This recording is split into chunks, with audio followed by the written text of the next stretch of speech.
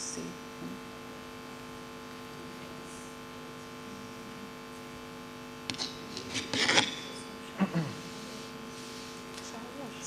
Test one, Is that two, okay? three.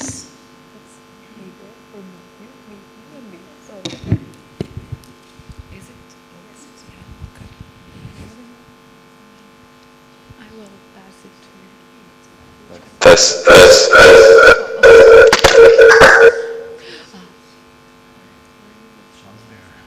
Microphone, please. Test. You got it in? Yes. Perfect. Okay. Shall we start? Yeah, let's start. Okay. Okay. So, good morning, everyone. Thank you for coming to our session, Transforming Skills to Meet Innovation Challenges, workshop number 5 at EuroDIG, falling under the category of innovation and economic issues. Today, we will be your moderators of the session. It's me, Oliana Sula, from the University of Durrës in Albania, and Olga Kiriliuk from the Influencer platform in Ukraine. Actually, it is not the first time that we are co-organizing a session on digital skills.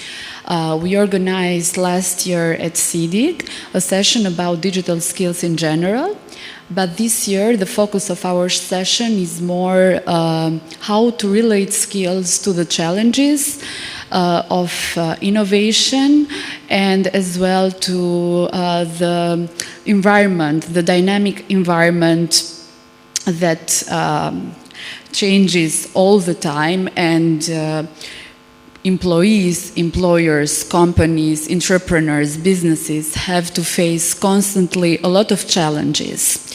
So at our session, we aim to bring to the table different perspectives from different stakeholders.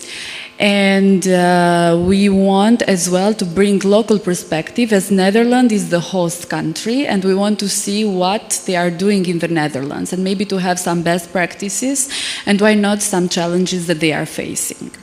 Olga, furthermore, she will introduce the format of our session, and then we will kindly introduce to you our speakers. Thanks, Solana. Good morning, everyone. So now you got a bit of idea what is going to happen in terms of the contents, and we also want to share with you how we will be organizing this session in terms of the format. As you can see, the speakers are sitting in front of you, and you also can see one spare chair in between them. And this is the chair for any of you at any point of our discussion, once the speakers will give their brief introductory statements and speeches, and explain what they are doing, how they see what skills are needed nowadays in the labor market.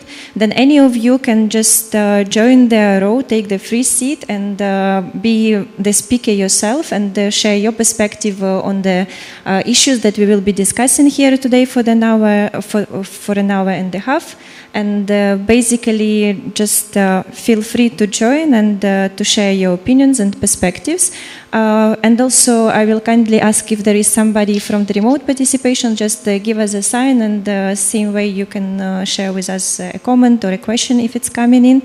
And at this point, let's give the floor to our speakers, and let's see whether digital skills indeed are creating like opportunities, or is this the challenges, the same for the innovations, and whether indeed this whole framework is changing, whether we can't anymore use any old skills, whether we really need like to be permanently re-educated to meet the request coming from the labor market. So, and our first speaker. Yes, so our first speaker, if I am not pronouncing it wrong, is Thijs van Rekum from the Ministry of Economic Affairs and Climate right in Netherlands. He will tell you a bit more about what they are doing in their ministry, and what are the challenges that they are facing, and as well the best practices that we can share from Netherlands. Yeah, thank you. My name is Thijs van Riekem, indeed. And within the Ministry of Economic Affairs, I'm responsible for the digital skills policy. And so we don't really have a responsibility as a ministry, because the education department is responsible for education, and we have a social affairs department which is responsible for lifelong learning.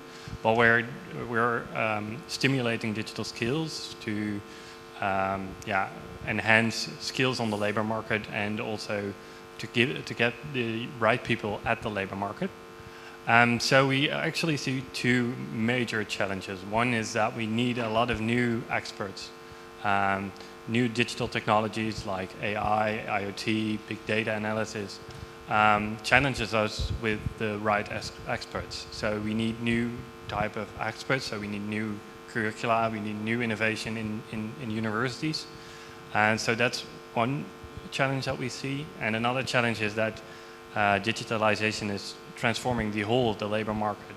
So digital skills are needed if you're working in education, in the education sector itself, or whether you're working in logistics and you have self-driving cars, for example, which will transform the whole logistics department. So we see a lot of challenges that digitalization puts us in front of. And so one of the key challenges actually is that we don't know which skill set is really needed at the labor market. So we don't really know what the labor market will bring us. We only know that what we're needed at this current point. We can look at approximately 1 year in advance to see what kind of experts we need or what skills we need in different types of sectors, but we cannot predict the future labor market. If we look at, for example, how digital skills have changed throughout the last 10 years, for example, yeah, it's highly unlikely that we are able to predict 2 or 3 years in advance. So we have as the Netherlands, we have a general approach. First, we need to put the basics in order. So we need to stimulate digital skills or more general skills in the primary and secondary education. So we're currently updating our curricula for the primary and secondary education, and digital literacy is one of the prominent new topics within the new curricula. Secondly, we are when it comes to vocational education, we see a lot of challenges there because, well, jobs are changing. And the Dutch approach is basically to stimulate public-private partnerships. So we enhance stimulating companies and universities to work together to update the curricula, to innovate, and to really also to help to let companies help universities to update their curricula. So there's really, if we cannot predict it, and some companies do know which expertise they need, we will try to really enforce that cooperation between vocational education institutions and universities of applied sciences to work together to see what is needed in the current curricula. And thirdly, and probably one of the most important challenges that every country faces, that's lifelong learning. Throughout all of Europe, we see countries struggling with stimulating the right lifelong learning culture in their country. And also in the Netherlands, we also struggle with stimulating people from approximately 40 and above to keep on learning, because the tendency or the culture is, I don't want to go back to school. And so we have a hard nut to crack in this lifelong learning debate, and maybe with some of the key challenges or the key solutions will be that we have some regional or local initiatives that work really good, and how do we make those local initiatives work for the whole of the sector? For, let's say, logistics, we have a good example in logistics, but how do we translate that one particular initiative to the whole of the country or to the whole of the sector? So these are merely the main solutions that we see facing the transforming skills on the labor market. Thank you very much for your point. We will have the occasion during the session to develop more of these points. Now is the time to introduce our other speaker. And indeed, we have such a great speakers in our panel today, so that I'm kind of eager to introduce them faster, one by one. But on the other side, I want them to speak more because I'm so curious to listen to their perspectives. And now I want to give a floor to Catherine Garcia van Hoek-Straten. She's a lecturer and researcher in data governance, technology, and cybersecurity and public sector digitalization at Center of Expertise Cybersecurity at The Hague University of Applied Sciences. She is also public sector digitalization consultant and advisory board member at the Global Forum of Cyber Expertise. And I know that just recently she was a part of a very interesting initiative, which is the Research Challenge competition. And please, Catherine, share with us a bit more how it looked like and how you came to this idea. Right. So thank you for having me. And I think the EuroDIG, as also the UN Internet Governance Forum, are perfect venues to discuss this specific topic and to have all of us sitting together to see what are the potential solutions. So I will just first the head of the Global Forum of Cyber Expertise. We conducted a study. We conducted some kind of survey with our members. First of all, the Global Forum of Cyber Expertise is a public-private partnership between different public and private stakeholders, ranging from World Economic Forum, World Bank, Council of Europe, all the way to different companies such as Microsoft, you name it. So the main idea of the forum is to create cyber capacity building. And in the aim of creating this cyber capacity building, we have divided our work in different working groups. So one of the working groups where I am supporting and providing advice as an advisory board member is the one on cyber workforce development. In April, we issue a white paper, and I'm going to only share one of the main conclusions that actually links to the project I'm dealing with at the Hague University of Applied Sciences. One of the main conclusions was that there is indeed, and I think this is not new, that you have heard, read, and discussed this before, there is a very obvious cybersecurity skills shortage.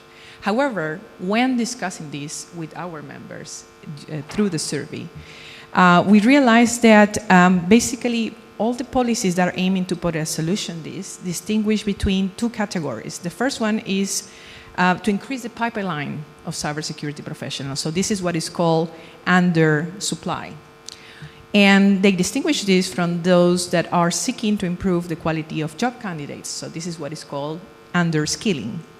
So one of the potential solutions we found out is eventually that there is a correlation of these two different underskilling and upskilling correlates to the lack of professional experience, especially of graduates, and the absence of entry-level opportunities.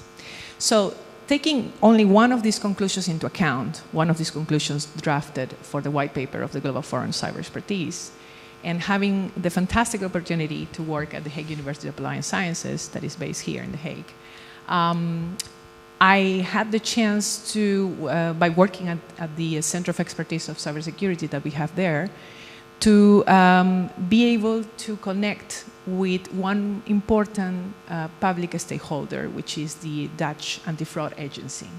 They came to us, they asked us, hey, we see that there is a skill shortage on financial cybercrimes. So can we hold should we jointly organize a challenge program together? And that's how we came together to organize the FIOT Research Challenge program. And 8 weeks provide us enough time to work together in two teams, multidisciplinary teams, in which we have students from the International Public Management Program, some of them sitting here, and actually one of the participants sitting right around the table. Information security management, law, European studies, you name it, and two teams working for 8 weeks doing research on two topics pertaining to financial cyber crimes. One was on unusual crypto services, and the other one was on decentralized exchange platforms. And topics that are in itself problematic for the field, for this public sector stakeholder. However, the combination of putting together a multidisciplinary team and what you spoke about, the appliance science perspective, gives enough venue and time for being able to put in practice these skills, but also to harness soft skills such as teamwork, critical analysis, and collaborative skills. And the results were, I have to say, fantastic. We did have a winner team of this challenge program, which was, by the way, my team, by no surprise.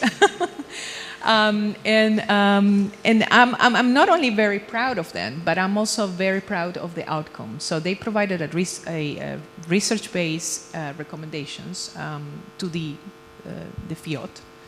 And they were very pleased with the results in this sense. And so this is the amazing way also to connect the theory underlying the white paper of the EFC with the practice.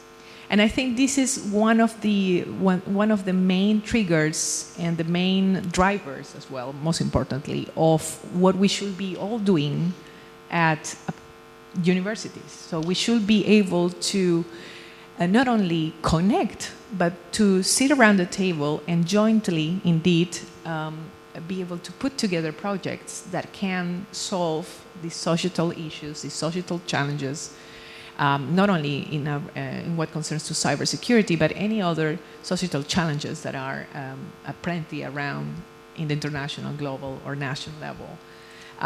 So I'm very proud of having been able to participate here, and obviously there is a lot of data we are drawing from this research challenge in itself. So I don't know if you had the link for the...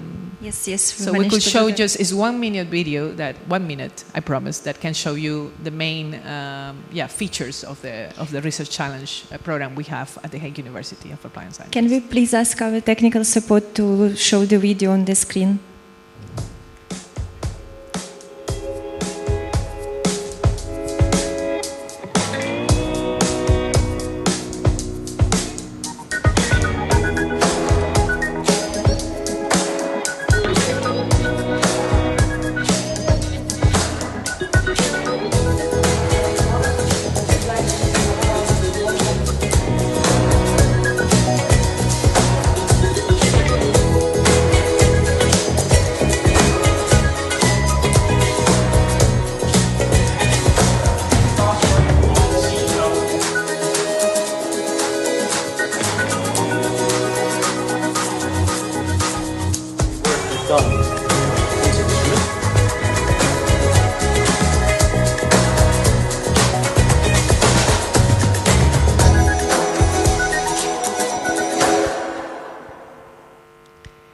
So that's the story in 1 minute. And please, if you are very interested to gather with us and be able to also jointly organize any other projects, anyone around the table, you're more welcome to approach me and talk about it and go around any opportunities, any arising opportunities. Thank you. Thank you very much, Catherine. And for me, it's already sounds so interesting. And I told you even today morning that I would like that we had some similar projects being implemented in our countries, in our region, because it feels that the Netherlands is just the perfect place to be in terms of this private-public partnership. Because I remember when we met with you last year at IGF, you were like making speaking about this directly, and I was thinking, okay, this is something we talk about in theory.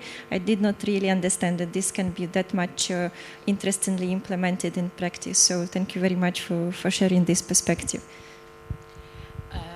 Well, after having two interesting representatives from two important stakeholders such as government and then academia, and especially the academia perspective, which is my field as well, and talking about how we can make more interdisciplinary projects and to increase this cooperation between different actors. Now we wanted in this session to have more a practical perspective on skills, and to have maybe a business point of view or from a point of view or an approach from the business sector. So we decided to invite our next speaker, which is Ruben Brave. He is member of the Internet Society chapter in Netherlands, founder and Make Media Great Again, and CEO of business incubator AE Intelligence. Yes. We are right? Yeah. Yeah, with totally the correct. whole affiliations. Yes. Do we need to sit down or? As you wish. Everybody sit down, but it's a bit weird. All right. Dear Olga and Oliana, organizing team and participants, thank you for inviting me to your forum. In my speech, I tried to connect the dots with my personal experience, the traits and skills when coping with innovation challenges, and mythology according to Star Wars. So in the past 25 years, I had the pleasure and honor of being part of the national telecom provider KPN, the venture Planet Internet, and the first commercial internet provider in the Netherlands, but also the largest IT-related publishing company, EuroDIG Communications Netherlands. Excuse me for my voice, I have a bit of a hay fever, so it sounds a bit strange. And also I was involved in Perscombinatie, publisher of quality newspapers such as De Volkskrant and NRC Handelsblad, and Hachette Philippaki Media is the largest publisher of magazines in the world.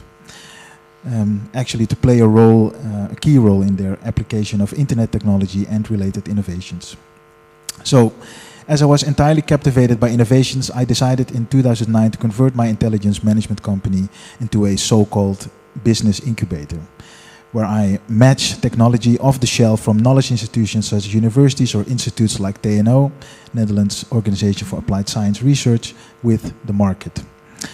Our various technological market introductions had, of course, varying degrees of success, but still enough to provide financial room in 2013 for a long-term sabbatical. During my sabbatical, I not only had the opportunity to spend more time with my family and social network, but also to explore other forms of capital, such as cultural capital and spiritual capital, often with the intention of leaving a diverse legacy for our daughters Nova and Eva, the next generation. This phase, which I sometimes jokingly call my business ashram or withdrawal phase from the business world, has given me the opportunity to think deeply about the balance between the various forms of capital. This phase has transformed me. Last year, at the end of my sabbatical, I was deeply moved when my best friend made marriage plans to his Russian love and asked me to perform at their marriage as a special civil servant, at least for a day. As I didn't really know his wife to be, the risk for an unbalanced speech was real. Desperately, I was seeking a suitable link between my good friend and his future wife, between a very well-known world and the yet unknown world. An old and new story searching a bridging theme. Luckily, they both love movies. That became my starting point, and soon I stumbled upon a framework that not only was conjunctive for both of them, but also provided insight into the skills needed to cope with life-size changes. The monomyth or hero's journey. A key element in narratology and comparative mythology. The hero's journey is the common template of a broad category of tales and lore that involves a hero or heroine who goes on an adventure. The study of a hero myth narrative started in 1871, and eventually hero myth pattern studies were popularized by Joseph Campbell, who was influenced by Carl's Jung view of myth and who in his turn inspired George Lucas, the creator of Star Wars. So, the hero is special but rarely a perfect person, although it seems that he or she possesses some secret or special powers. The hero embarks on the quest, faces challenges and dangers, becomes victorious after a decisive crisis and, in the end, comes home, changed, transformed. This pattern, common to stories across all cultures of the world, led to the insight that the monomyth contains 17 scientifically identifiable stages that can be condensed into 3 main stages in the hero's journey, namely 1. Departure, 2. Initiation, and 3. Return. So departure refers to the call to adventure, crossing the threshold, and withdrawal from the community for meditation and preparation. Initiation relates to trials and quests and descent into the underworld, often a metaphor for the subconscious. And return often means resurrection and rebirth. Return with the elixir and master of 2 worlds. So, let's see how we can use this pattern in the light of this session's theme. As one of the methods or tricks that you often use as an incubator when introducing technology is to copy-paste methods into one area into a completely different area. Biomimicry, for example, is often used. It basically means the imitation of the models, systems, and elements of nature for the purpose of solving complex human problems. For instance, aircraft wing design and flight techniques are being inspired by birds, and bats and polar bear fur has inspired the design of thermal collectors and clothing. Thus, excuse me, how can the hero's journey framework, a transformative journey that a hero, entrepreneur, or employee undergoes, can give direction to the skills, personality traits, and learning methods that shed some light onto changes in skills needed for the 21st century? What inspiring overlaps are there within current human resource knowledge, technology applications, and the hero's journey? As we see our company, Intelligence, as a testing ground for action learning, that is, learning by doing, experiencing, combined with systematic reflection on it, but also action research, transformative change through the simultaneous process or taking action and doing research, which are linked together by critical reflection. We had the opportunity to look into previous failures and pivots, including the development of our 2 recent startups, Sophia Medica and Make Media Great Again. So Sophia Medica is our joint venture with the University of Amsterdam, whereby general practitioners receive personalized and time-saving advice for the training they need to follow after an innovative assessment method. At Make Media Great Again, we make use of scientific knowledge and crowdsourcing to combat misinformation or fake news, which resulted in a blockchain-based, transparent, and structured system for actionable suggestions, annotations, from a community pool of knowledgeable, critical thinking, and diverse readers. Nu.nl, the largest news service in the Netherlands, is our first partner. In both cases, intelligence appears to be the key driver. A lot of scientific publications confirm the relationship between workplace success and intelligence, the latter often considered not done to be measured. Certainly, fluid intelligence, the capacity to quickly master unknown thinking models, seems promising. The curiosity, the new thinking schema seems relevant for a firm departure for the known world. But our incubation practice also showed something else. It appeared that intelligence also causes conflicts in the introduction of innovations, resulting in severe irritation and resistance. So, how to overcome this lack in balanced intelligence? It seemed a paradoxical trial that forces us to descend into the deeper world of meaning that new technology inevitably confronts us with. The elixir, and I'm rounding up now, the elixir or master key to finally pass all mental phases in uncertain contexts that often join innovation seem to lie in emotions. Not in the sense of moods or instincts, but in the sense of motivations. Motives that determine our behavior within a group. Emotional intelligence is mentioned more often nowadays, but it is emotional stability as an anchor between events in the outside world and the inner personal world that seem to guarantee the sustainability of our practice. The ethically most appropriate behavior for suitable cooperation is in that case the result of a conscious inner experience and mental reflection on the entire situation. So, holistic reflection. Designing and using technology then becomes an inclusive process in which we are constantly encouraged to think consciously about our own perception and the perception of others, taking the space and time to reflect about the forces within ourselves, outside ourselves, and the bridge that we as individuals can or sometimes must build in the case of unknown challenges, the application or adoption of technology, so that together we can write a new narrative. Thank you for your attention.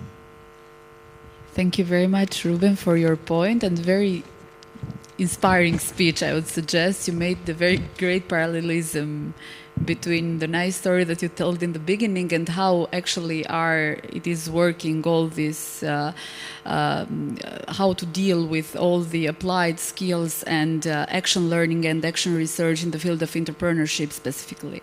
So now we will pass to the next speaker, which Olga will introduce her very kindly.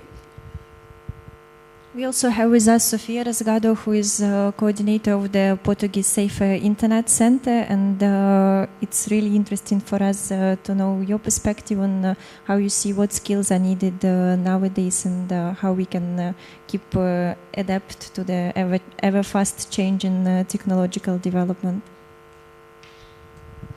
So thank you, Liana and Olga, and I'm here on behalf of the Internet Center, but I will present a Portuguese program called EnCode 2030, because I think that's most suitable for what we are discussing here today. Regarding this Portuguese program, EnCode 2030, it's a national digital competence initiative. We live in a world that increasingly relies on digital technologies and where online electronic devices are the most common form of interaction. Creating a more resilient society involves developing new competences, particularly digital ones, which are constantly changing and evolving. EnCode 2030 is an integrated public policy initiative to enhance digital competencies. Some of you may think that EnCode 2030 is an acronym for code, but it isn't. It would be too minimalistic. In stands for initiative, Co stands for competencies or skills, D means digital, and E stands for Europe, to make the link with Europe, as we use in e-commerce, e-health, e-rights, and so on. And of course, 2030 is the period of the program. Therefore, with this program, we intend to cover a panoply of areas and go beyond what is already done. And in this sense, all the ministries involved are boosted by the Prime Ministry.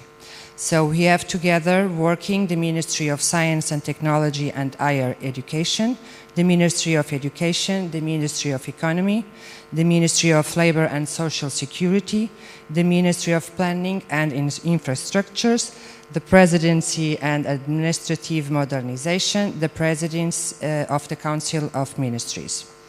Besides the different public bodies involved, EnCode 2030 brings also together and encourages the collaboration between people with different experience and knowledge from the private sector, academia, and civil society. And what are the challenges for Portugal in the area of digital competencies? We can identify three areas: citizenship, employment, and knowledge.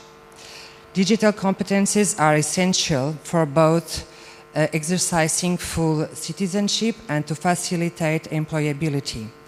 By meeting the needs of an increasing digitalization of the labor market, a more skilled working population gives rise to more new jobs, as well as innovative markets and products, leading to more competitive and robust economic activities. Digital competence are also very important for the development of a critical and multifaceted awareness and to promote social well-being and inclusion. At the same time, the country itself must be an active agent in the global effort to produce new scientific computing knowledge and develop the capacity to manage and use large amounts of information to ensure a better position in Europe and the world. We cannot wait to find out what the new technologies will be. My argument is that we have to be part of their creation. So to achieve the goals of this program, we designed 5 action lines. So action line 1 is about inclusion, making sure the whole population has equal access to digital technologies to obtain information, communicate, and interact with others. The second action line is about education, educating the younger population by stimulating and reinforcing digital literacy and digital skills at all levels of schooling and as part of lifelong learning. Action line 3, qualification. It's about qualifying the working population by providing them with the knowledge they need to become a part of a labor market that relies heavily on digital skills. Action line 4, about specialization, promoting specialization in digital technologies and applications to improve employability and create higher added value in the economy. And the last one is about investigation, providing the conditions for the production of new knowledge and an active participation in international R&D networks and programs. So for each action line, we have a specific target audience. So for inclusion, we talk about it's for the target group of people over 55 years old, low education level, and vulnerable people. The second line, education, it's for students, teachers, trainers, and other agents of education and training system. The qualification is a qualification of mid-level technicians, qualification and retraining of the unemployed, and of public service employees. Specialization is to promote specialization in the academia, graduation, master's degrees, PhD, advanced ICT training courses. And the last line, investigation, it's for researchers. Therefore, the Portugal InCode 2030 initiative has a broad scope in this drive towards digital development, starting with the promotion of digital inclusion and literacy, educating the young generations from an early age, qualifying the active population and specializing its graduate for advanced digital jobs, and to turn the country into a new contributor for the new digital developments. And to monitorize and evaluate the achievement of the program goals was created an observatory for digital competence. And just to give you an idea about the governance of the program, it involves 3 permanent bodies, a permanent forum for digital competence, responsible for gathering and coordinating a broad range of private and public companies and institutions to ensure widespread mobilization towards InCode 2030. A coordination structure oversees the general lines of action and the initiative as a whole, promoting and coordinating the activities in each action line to guarantee a common focus and purpose, updating the general and specific goals and objectives. And a technical secretariat that monitors, records, and reports on the implementation of all the planned activities in close articulation with the coordination structure and the Forum for Digital Competences. So this is an idea of what in Portugal we are doing about raising the digital competences and skills. Thank you. Thank you very much, Sophia. Really interesting to know what is happening in other countries and what we can borrow from you as the best practices examples to be implemented in the countries of our region, which is Southeastern Europe. And now moving to the next speaker. We are lucky to have in our panel 2 speakers that are really, or 3 maybe, that are really from they are entrepreneurs, that they have like their own companies, and that they have really interesting stories to tell us. Not that the other stories were not interesting, of course. So first I want to introduce Alex Kunkle, he's my managing director and CEO and Space for Good. So Alex, the floor is yours. You can tell us a bit more about even your story, and then how you see this thing of relating skills needed for entrepreneurs nowadays. Especially in your case, what skills were necessary at the beginning, and then now, how do you feel about this for the future, especially? Thank you. All right, thank you. And I think what we as entrepreneurs want to bring to the table is indeed a little bit more the bottom-up experience about education skills versus competence. But I'm really happy to have this discussion then with the people actually creating the policy and like working on a program level here.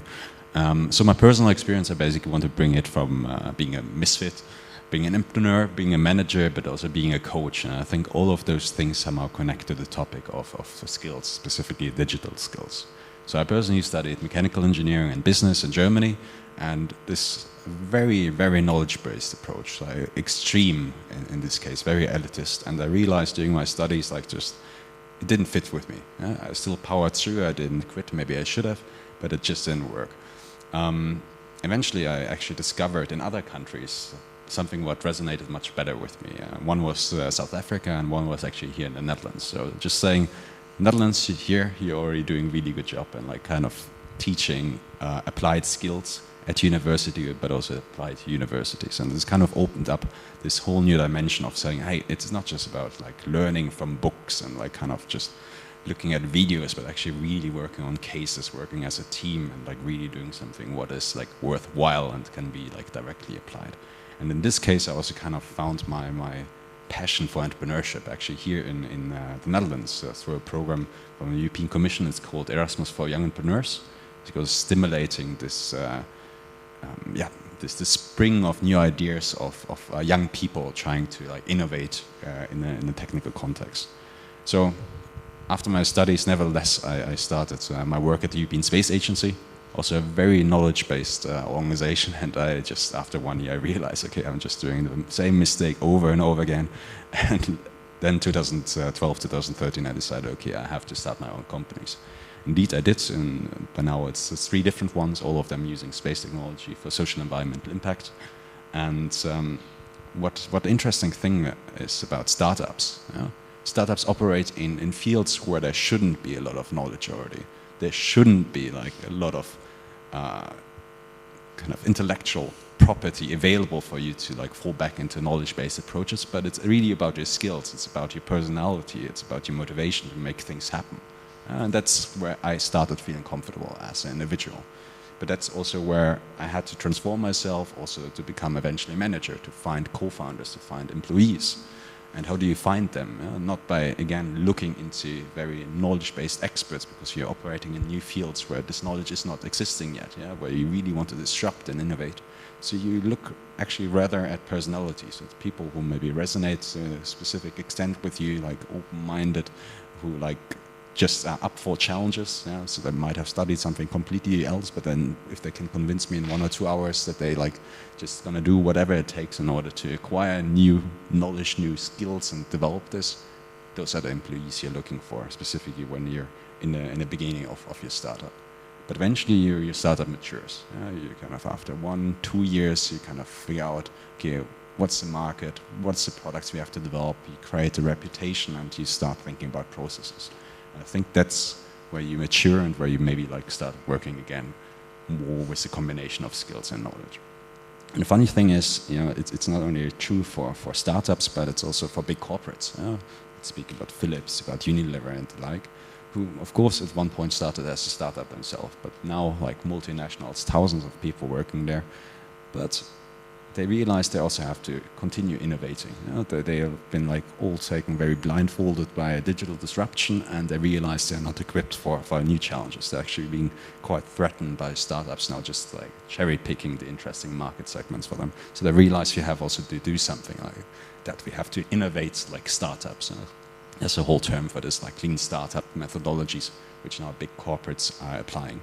And what they are now trying to learn and understand is, that there's different time spans in innovations. That's the time span where you like discover, where you learn new things, and there's like the time afterwards where you want to scale, where you like basically want to create processes. And that's something what now needs to be implemented and needs to be learned in this organization, to figure out in which stage are we.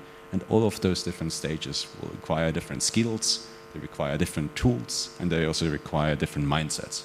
And I think that's kind of maybe the key set. We have to figure out, you know, where are we right now? Is it like a disruptive new territory which is new to the country, new to the market, new to the sector, or is this something what we already like figured out and now we have to just excel and like start building our workforce accordingly? So my 4 or 3 things is like, first, understanding, you know, where are we right now? What do we need to do? Then awareness creation, because like it's not now sitting here discussing this, but there's like all other entrepreneurs who don't have time right now to be here, or like other corporates really doing like their day-to-day business, but we still have to reach them. We have to still educate them. We have to educate them with applied learning, with trainings, with workshops, but also with internships, where like I'm really happy like having students from applied universities, from university here from the Netherlands, but also all around the world kind of joining our startup, like helping us, but by working on this, actually also helping themselves. Thank you very much, Alex, for your a great speech, and as well I was happy because I saw some young people smiling when you mentioned about the relation that skills can be learned at school, at university or not, and I see always the same expression in every country of the world because I teach as well, and it's the same, you know, but you will have the occasion all to participate after our next speaker. So now we will end up with a very interesting story, I guess. Olga will tell a bit more, and then our speaker, of course.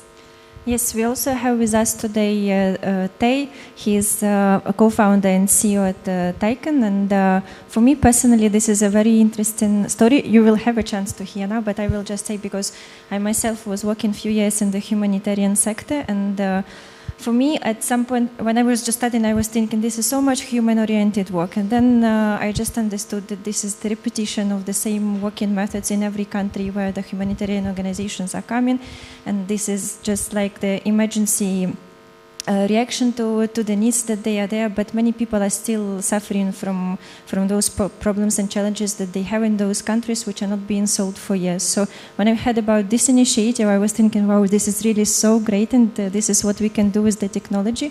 So please share this story with us, with the rest of the audience. I think this is a really amazing example of what we can do for the people who are in the most need of the help.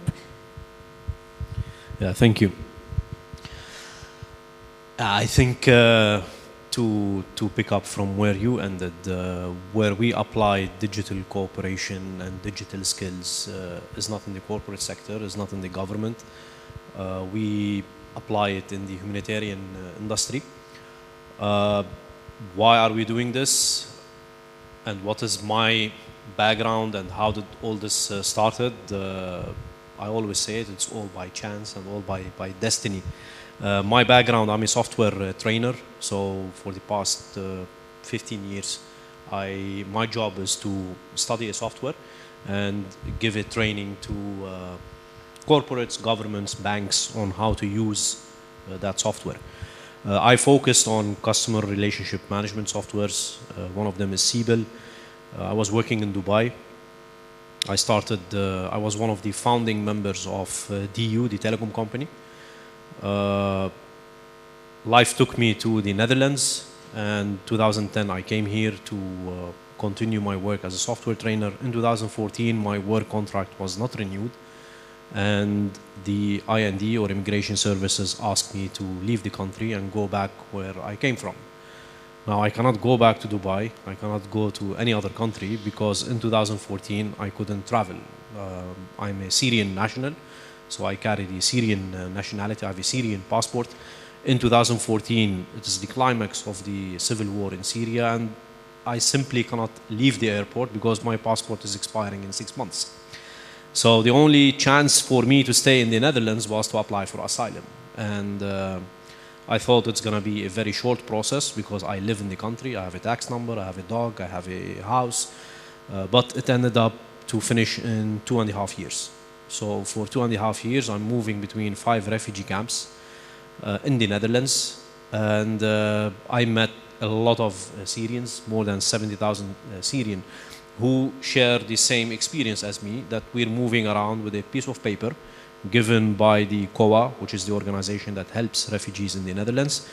And I can't have access to any type of service. I can't get a bank account, I cannot get an insurance, I cannot go to school, because simply I'm a waiting list among 150,000 applications where the immigration is deciding, will you stay or no, will you leave the country? So there was my first interaction with what digital can mean for us. And us, I say, as refugees, because everything around us is based on paper. There is Facebook, there is LinkedIn, there is the social media, that is digital, but there's a big gap between the both. The gap exists because we, as refugees, want to create that gap. We want to protect our privacy.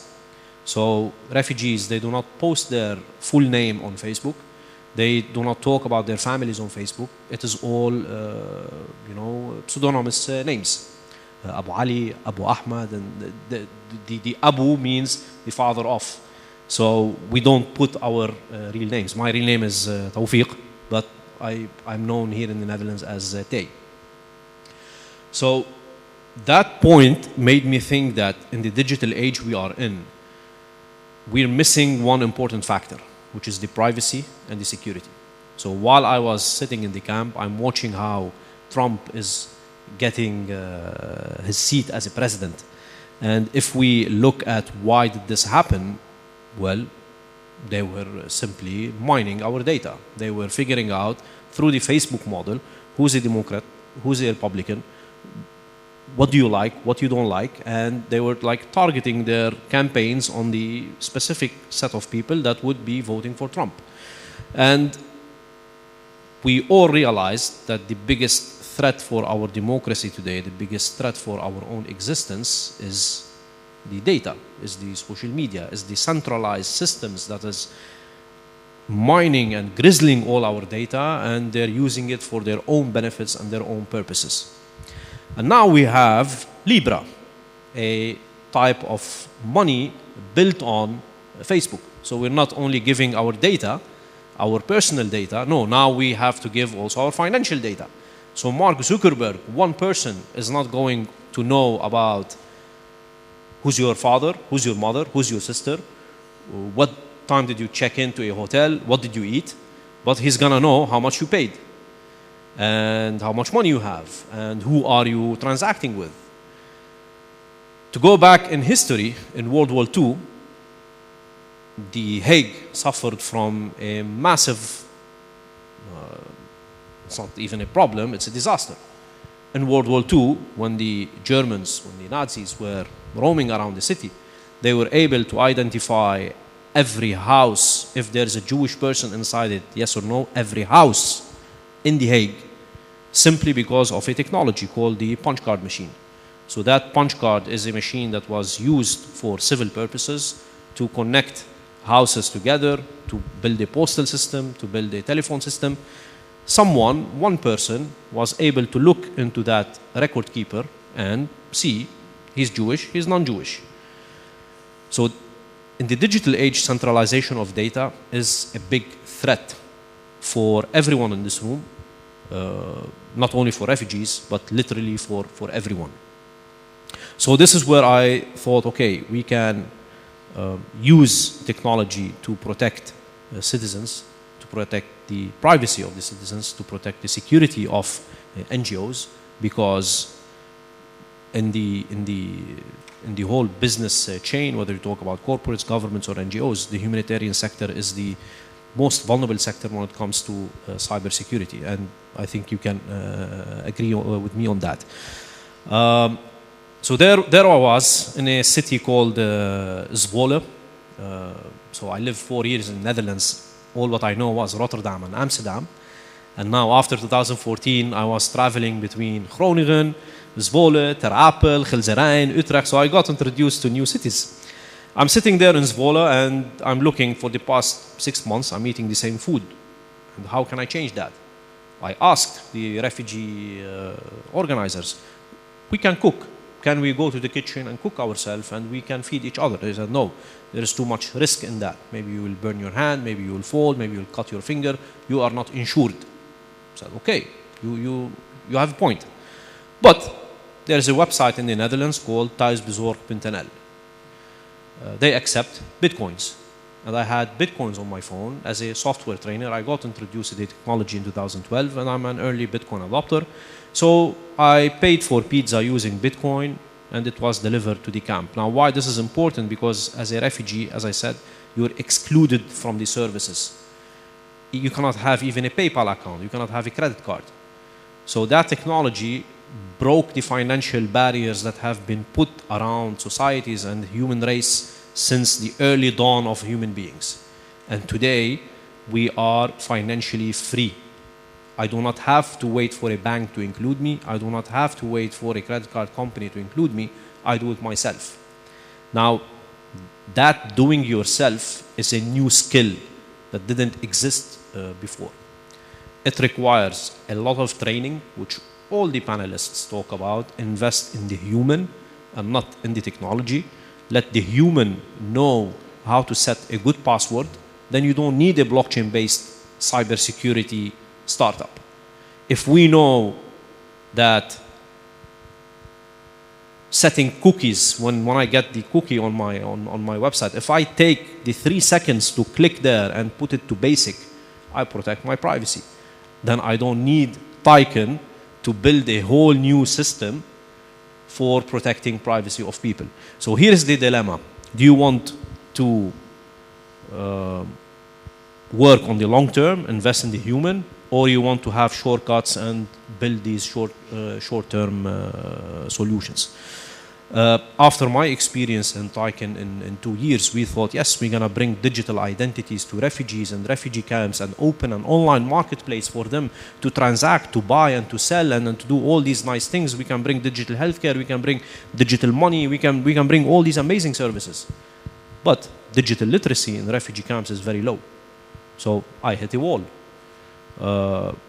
We have 1.2 billion women around the world, they cannot read and write. And that's a big problem. So I took a step back from pushing blockchain as the silver bullet for all these problems that we are facing, which it can be if we know how to use it.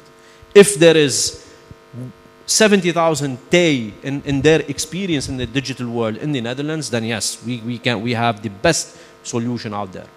But I have a really good solution where people cannot use it, simply because their digital skills and digital literacy are missing.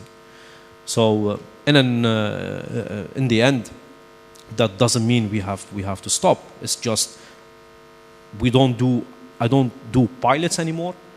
I don't do small projects anymore. We focus on really investing in the human and changing improving his digital skills.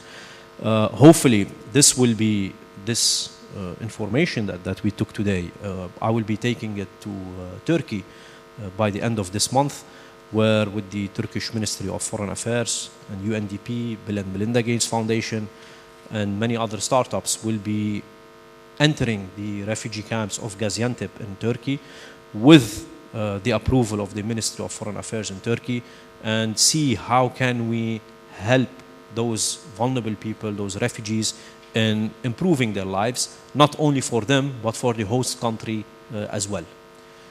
Then we can show that refugees are assets to the country. And what I can show is I don't wait for permission from anyone to innovate. I just simply innovate without permission. Thank you.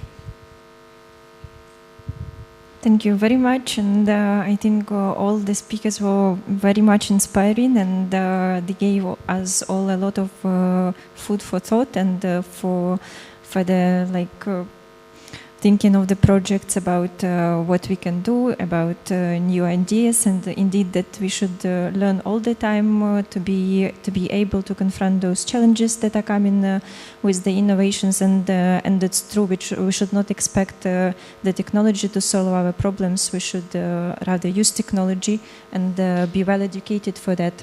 So now we open the floor for the discussion, and feel free to raise your hands or just come and join the panel, take the free seat, and ask questions, make comments, just tell us what you are thinking.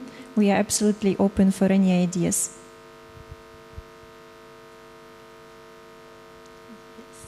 Do you want to join? There? As you wish. It's better. Let's give it a try. Yeah.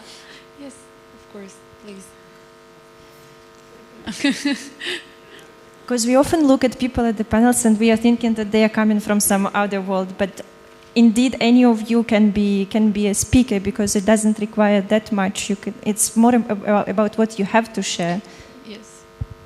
Okay, thank you to offer me a chair, and thanks for all your encouraging speaking presentations or stories or narratives, perhaps. But yeah, I'm sitting here on behalf of the Dutch Information Society of Information Professionals. But I wanted to introduce an activity which is done in Europe, and that's called a framework for digital competences.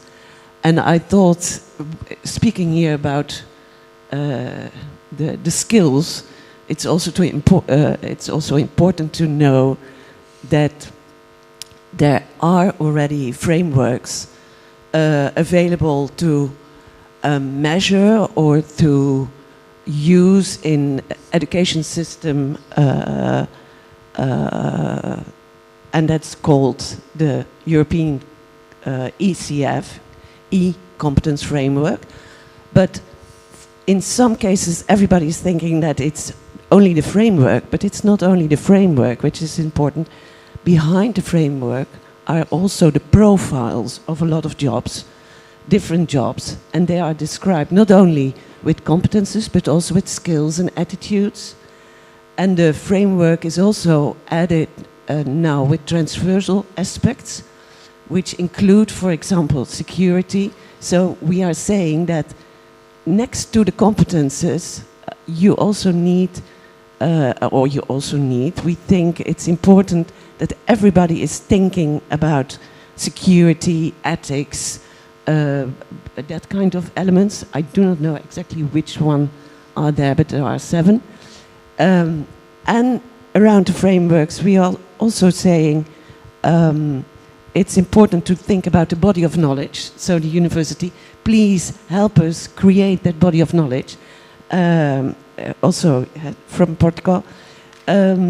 Not only the body of knowledge, but also the certification and registration. How can we make that we trust each other with professional and digital skills? That we trust each other.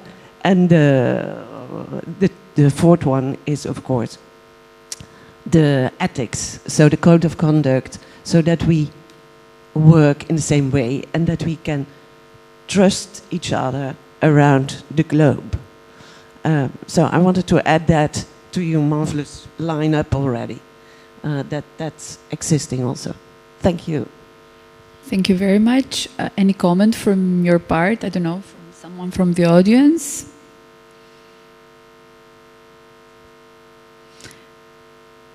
I'm always, yes, please come here. Here, yes, yes.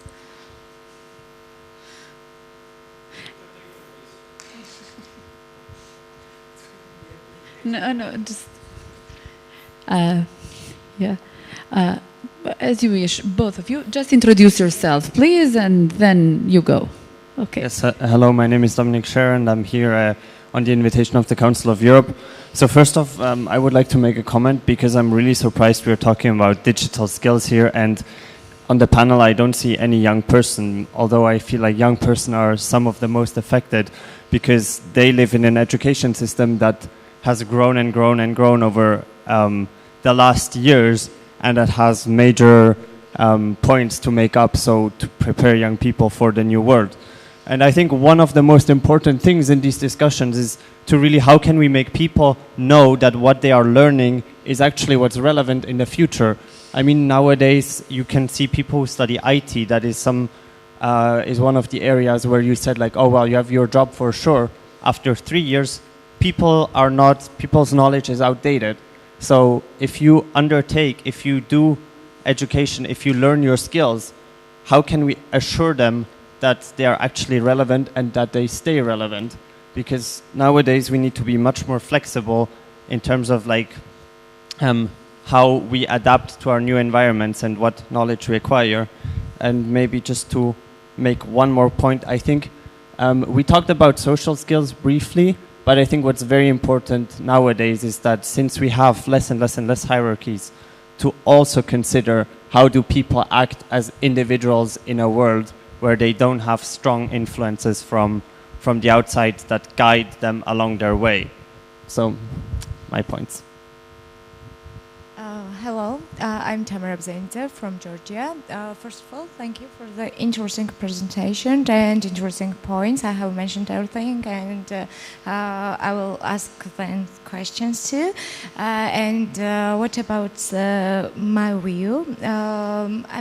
From my point of view nowadays, helping the digitalization, there is a concern and challenge related to jobs lost and jobs gained, and we all do not know what will be in 2040. I think that you have mentioned that the mental intelligence and mental balance as the most important part, and I think that it is important for our respective societies to implement and create in the universities and not only in universities, in the schools, like the programs, specific programs, which will help youth to overcome the difficulties with the mental issues. Because I think that I'm youth nowadays, and in Georgia, for example, majority of the youth are struggling in the mental issues. For example, they cannot find the jobs because nowadays, what is there are a lot of jobs, but in future, for example, drivers and other professionals jobs will be lost because of the AI's involvement and development. So we have to think about it to create some specific programs and involve these programs in the universities and schools. This is my point of view, and I'm for it. And if we can create some specific regulations or something, I will be very glad to implement in my country too. Thank you. Thank you very much. Quickly answer one of the aspects. I think you have a good point. There should have been students at least, or a younger person than us than here on the panel. The other question which you raised was about how do I know what's going to be relevant for you, whether the skills you're developing right now and the knowledge you're building up is going to be useful and valuable for the job market. And the answer for that is, you have to. I would have an answer for you right now, but that's not the point. Yeah, what it means is that you have to get in contact with the professional ecosystem as soon as possible. Once you start studying, you don't wait for 4 years, 5 years, and then you start going into the job market. There needs to be this engagement with businesses, with startups, with corporates much more earlier. And there's 3 things which gets you basically to it. Yeah? The first thing is the motivation. Yeah? Like how motivated are you also? Because I have people in the first year who already come to our businesses and want to have an internship, want to do paid assignments and so forth. Second one is of course personality. It's also whether you're introvert, extrovert. And with the 2 things, you can't do too much about it yourself or look around in your environment. But the last part is indeed education. So the universities should encourage internships, engagements, kind of tandem learning with startups as soon as possible.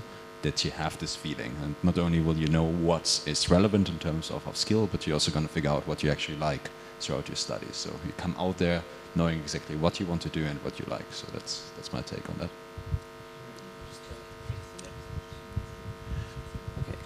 Can I respond? So I wanted to respond to your remark concerning learning gets old, or stuff that you learn gets old, actually. So I cooperate with the University of Amsterdam, especially with the Center of Job Knowledge Research, and they focus also on what I said before, fluid intelligence and crystallized intelligence. So the crystallized intelligence is actually the body of knowledge that is internalized by long-term memory, and that actually gets old, because the application of that knowledge is maybe overturned by new discoveries. So, and this is what my point actually was also in my talk, that the fluid intelligence, so the capacity to master new thinking models, makes you more flexible and also gives you the flexibility to really understand what is actually meant by the application of a certain technology.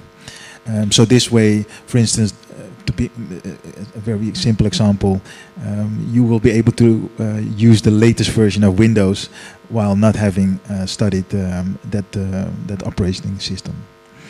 And second, there was a remark about mental issues. That was what the young lady there made. So the link with this hero's journey is also related to different roles that you encounter with people around you when you start learning. So in my practice, we have a sort of triangle. We have a mentor who actually tells you what to do, what the targets are. And we have, of course, the entrepreneur, and we have a coach. So the coach there tells you how the entrepreneur is able to attain the goals that the mentor has set. So this is a sort of triangle. But what we don't do, and this is actually due to a lack of resources in our own practice, is that we don't include a therapist. So when it concerns guidance for the entrepreneur, you have the mentor, you have the coach, and then at the last point you will have a therapist actually. But yeah, actually what I said before, due to a lack of resources, we're not able to help the entrepreneurs who might have full fluid intelligence, who will be very successful, who have also a lot of emotional intelligence, but there is no safeguard, safety net actually for those entrepreneurs. Yeah, I actually the last year I had experience with a very promising female entrepreneur, and she actually helped restart up a startup that we actually had written off in our portfolio. But she revived that startup. But unfortunately, she got caught up in her own mental issues, and we didn't have the resources to help her. And I really think that's a lost case for us, and it would definitely increase the success rate of our incubation practice. But yeah, there's still work in progress. So very good point. Yeah. Okay. I would maybe just react to what you said in reaction, because I think it's very important what you said, that we also experience and go out in the field and see what is happening in businesses to also understand the relevance. What I personally see, however, is that I see a lack of businesses and their willingness to actually contribute to people making these experiences. These opportunities, they are, for young people particularly, not very easy to access. And we know that, for example, in the Netherlands, there is a culture of internships. You have to do your internships before you can go to work. We have unpaid internships, and people cannot afford to just pay work for free. And if that is what you need to get access to your digital skills, then we're ending up in a huge problem, because we have people who can afford to get in touch with these skills and build their competencies, and we have a lot of people who simply cannot afford that. So if if that's what it takes to get access to the skills we need to fundamentally rethink how we acquire them. Because I really don't see that businesses are rethinking their model on how they are going to educate the workforce that they will need in the future.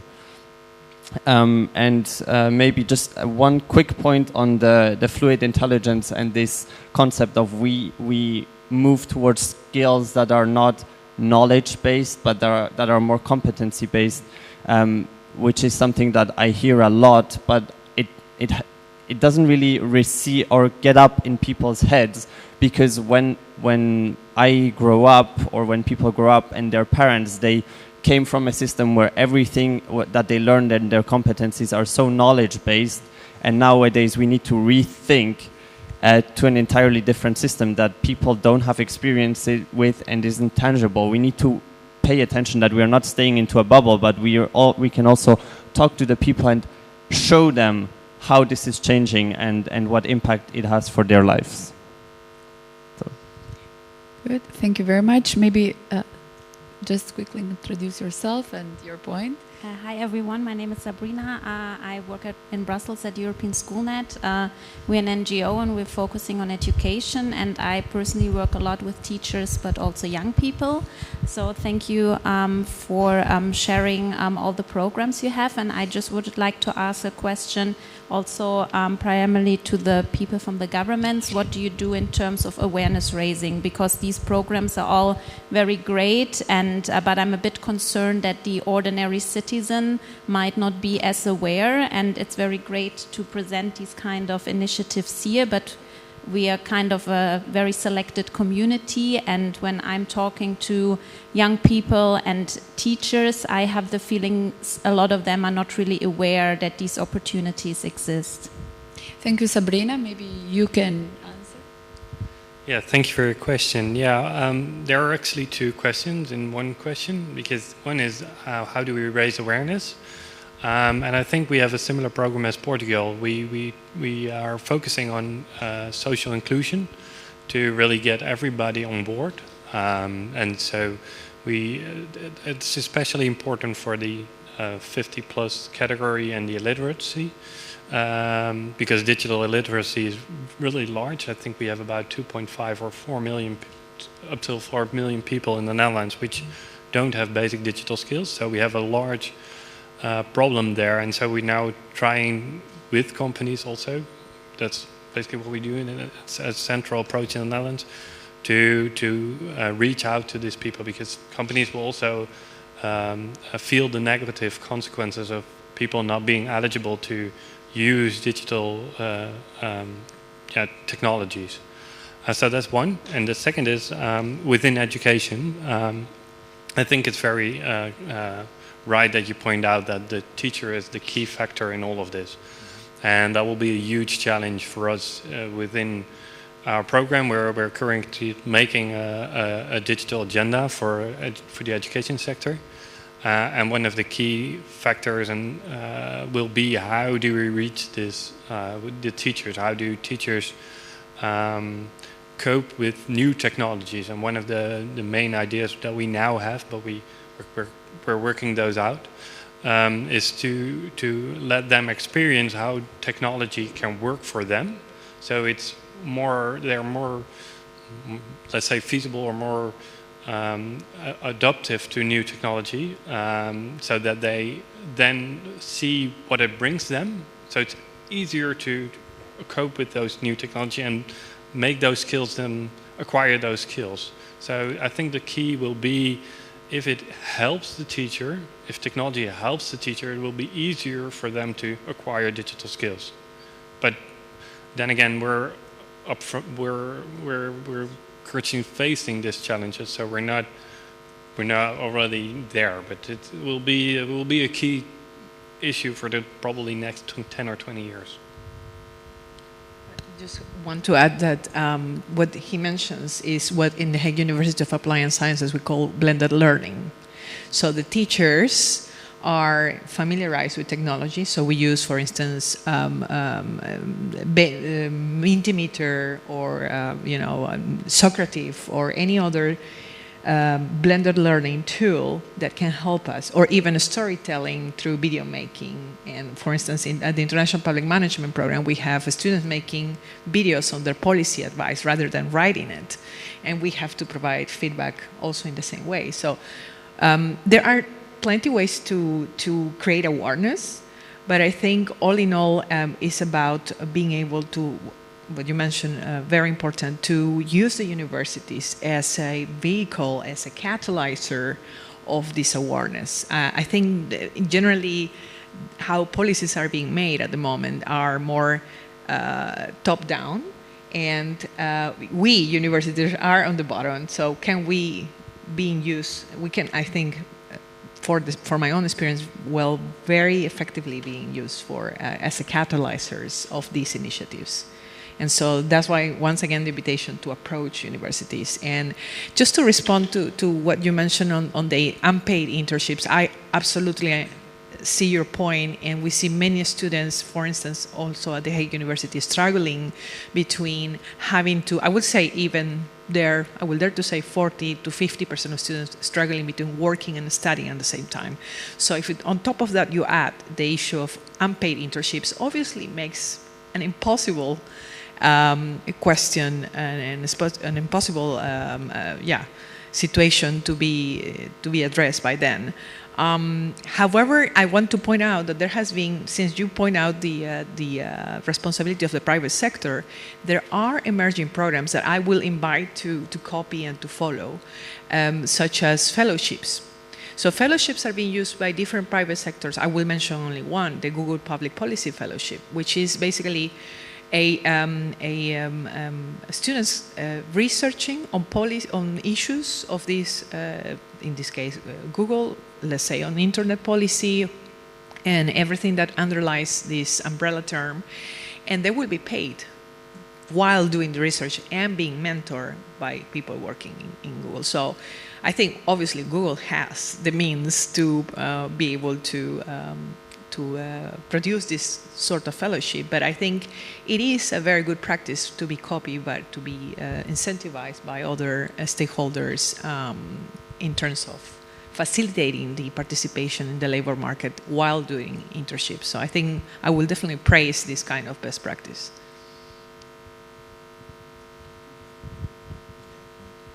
Yeah, let me see. Well, I actually had two remarks on the IT literacy and the money. Concerning the media literacy, of the IT literacy, last week I was in Suriname and I presented the idea of Make Media Great Again, which is a blockchain-based anti-fake news system. And of course, Suriname is what people call a third world country. So I was surprised that they were even interested in this idea to be presented there at the symposium on investigative journalism. So I explained the blockchain and everything, and everybody was like, okay, ooh, blockchain sounds very complex. And then afterwards I asked them, so do you think you can apply this technology here in Suriname? And they said, yes, we can. So I was like, how is this possible? I was curious. But then the editor-in-chief of one of the newspapers basically said, well, this whole thing what you mentioned with blockchain and all the bits and bytes that you mentioned, it's not relevant. What's relevant is the way of thinking, the thought that you actually need to present news or information in a verifiable way, that it's not about the truth, it's about verifiability.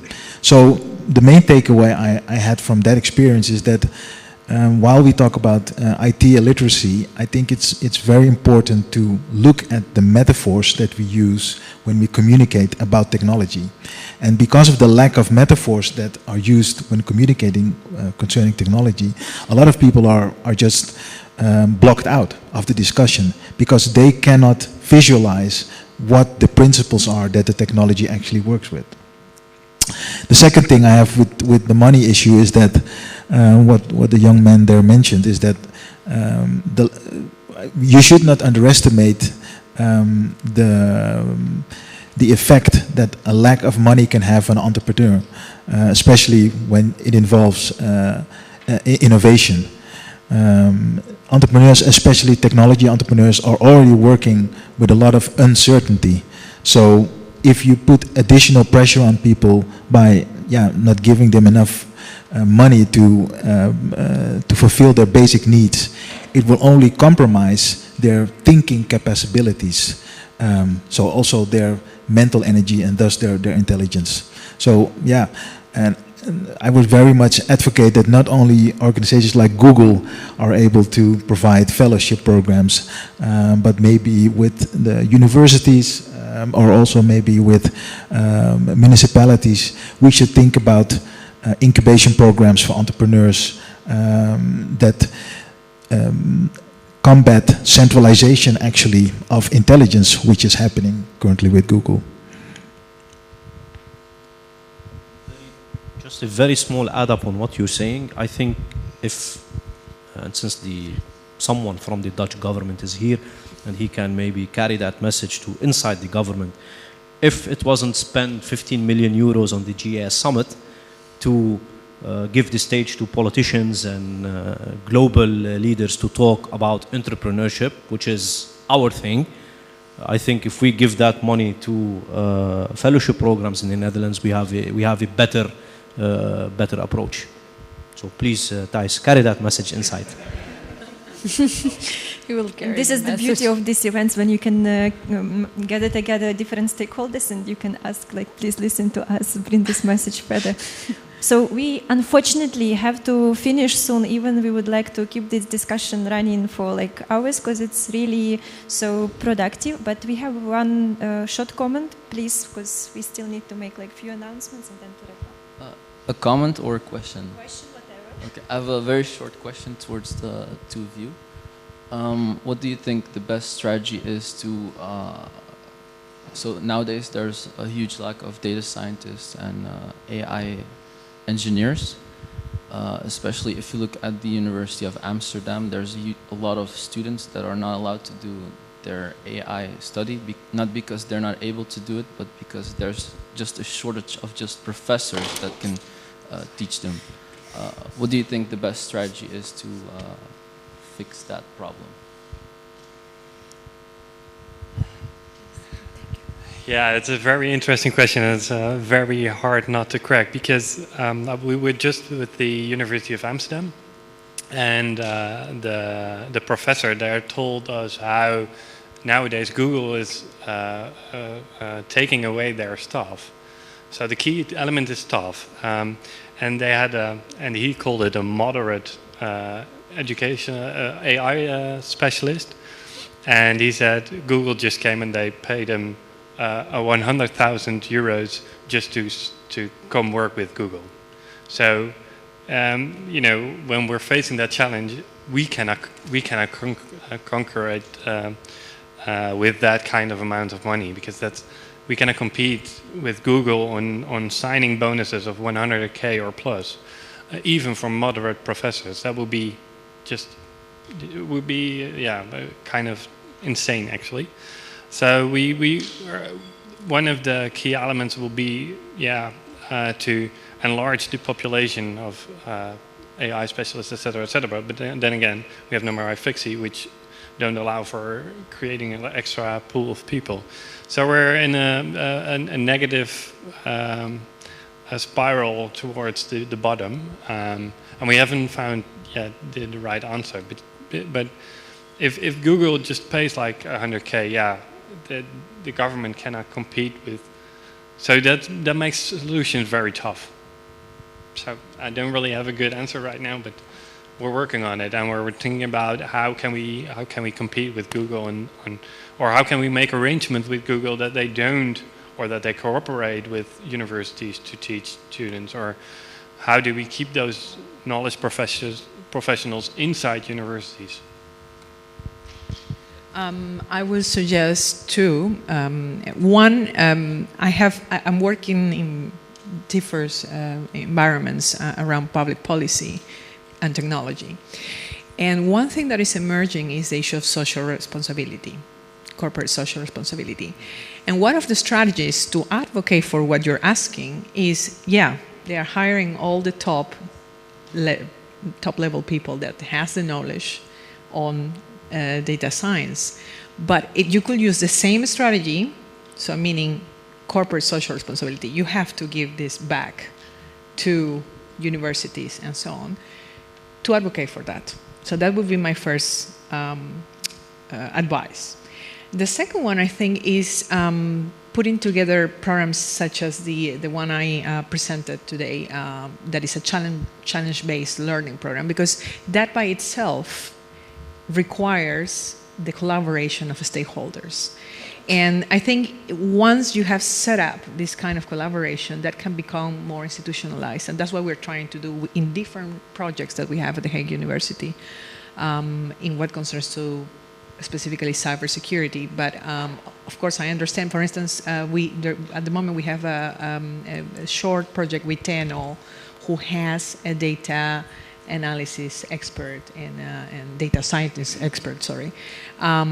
So then that's the way of borrowing knowledge and skills, at least on the short term, that can eventually has a paid off in the long term.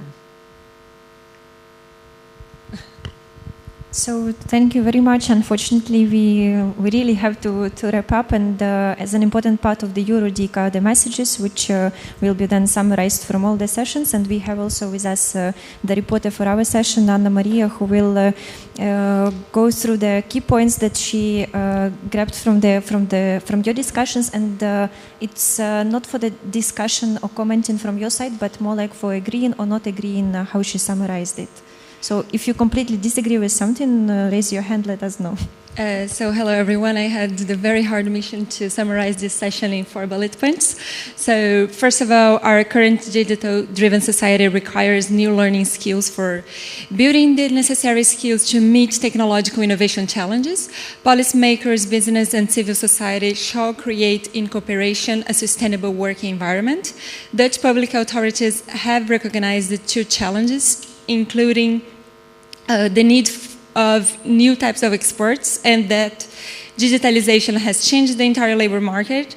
The Netherlands fosters public-private partnerships to address digital literacy and have included the topic in primary and secondary education. Second, universities should consider implementing projects that can solve practical and emerging social issues, including cybersecurity challenges at the local and international level. Capacity building should encompass private and public partnerships in order to tackle cybersecurity workforce shortage. Undersupply and underskilling in the labor market have to be addressed altogether and not as distinctive problems. Public initiatives in Portugal have been created to enhance digital competences and address challenges posed by technology to citizenship rights, employment, and knowledge. Action has been taken in terms of inclusion, education, qualification, specialization, and research to improve digital literacy. Digital literacy can improve vulnerable people's lives. Bitcoins, for instance, can include refugees in the economic systems.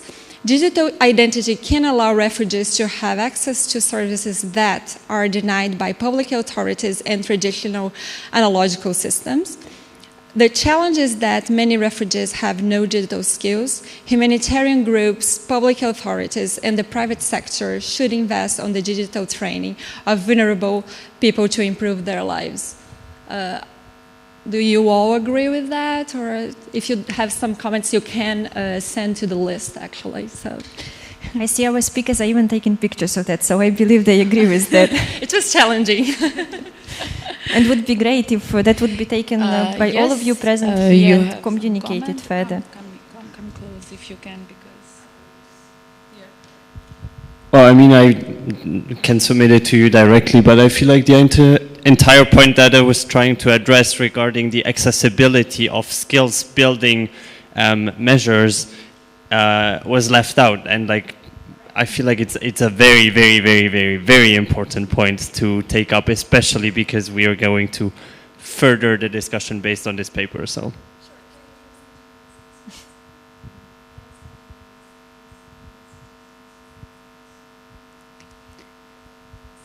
So thank you everyone for coming to our session. We had a very interactive discussion. Let's hope that some of the challenges will be resolved next year. And I would like to thank our speakers, our reporter, and the remote moderator who as well participated to our panel, and to everyone else who joined and who was speaker as well from the panel. I would like to thank as well. And I wish you a very great evening here in The Hague. And I want to make just a very quick remark that apart from EuroDIG, there is also another initiative existent for the Southeastern Europe, and we had an event similar to EuroDIG just a month ago, and we have the messages from there already printed and ready, and we also had the messages on the digital skills. So if you are interested in what is happening in our part of the world, so just please come to this table, take these messages, and also feel free to spread the word about that and join this initiative as well. And one more remark, I would like to ask you to give like a warm round of applause to my co-moderator who has her birthday today, so we congratulate you.